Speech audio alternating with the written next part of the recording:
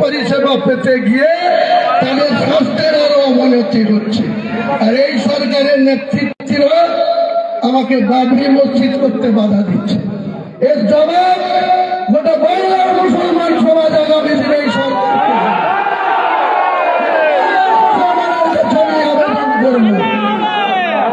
বাংলার মুসলমান সমাজ এখানে বাংলাতে 7,63,00,000 ভোটারের মধ্যে 2,82,533 জন মুসলমান ভোট আছে।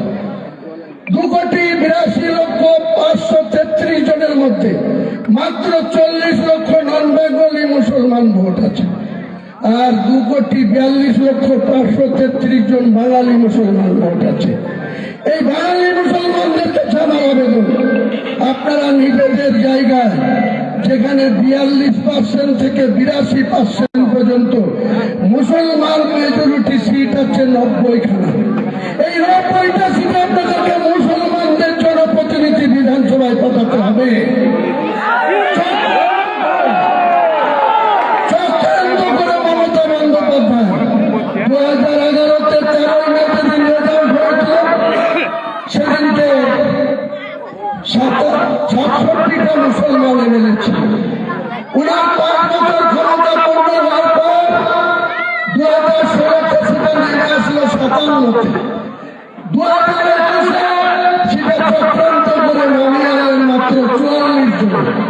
আমি মুসলমান সমাজের কাছে একটাই কথা বলবো, আপনারা আপনাদের যাকে খুশি যোগ্য মুসলমানদের ভোট দিয়ে বিধানসভায় পাঠান, আর বাকি 90টার মধ্যে 200 যে 4টে থাকবে 294-এর মধ্যে, সেই 204-টের মধ্যে মমতা ব্যানার্জি সুরেন্দ্র অধিকারীর মধ্যে লড়াই হোক।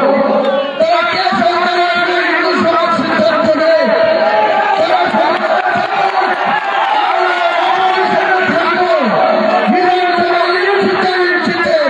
অধিকার বুঝে নিব, উন্নয়ন বুঝে নিব।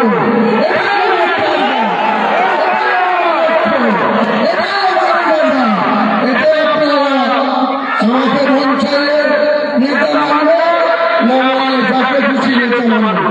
মুসলমান সমাজ আপনাদের নিজের পায়ে দাঁড়াতে হবে।